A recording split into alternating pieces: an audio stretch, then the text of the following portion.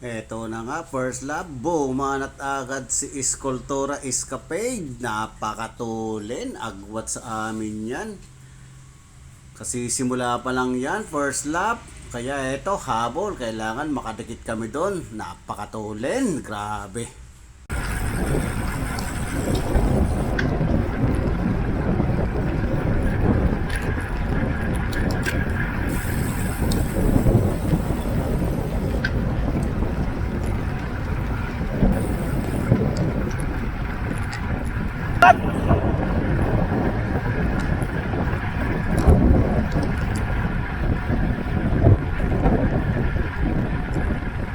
Agwat tayo eh.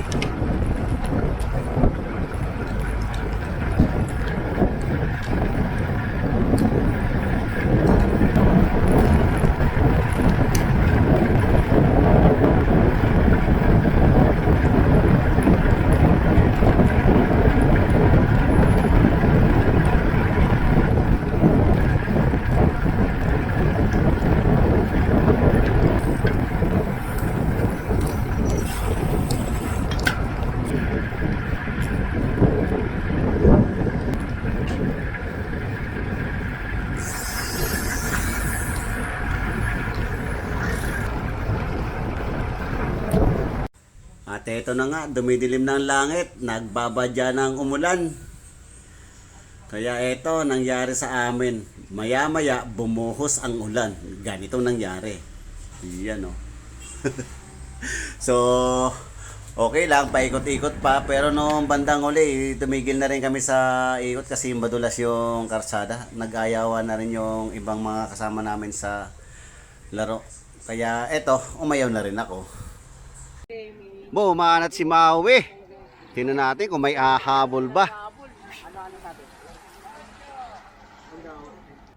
Nagkakabantayan.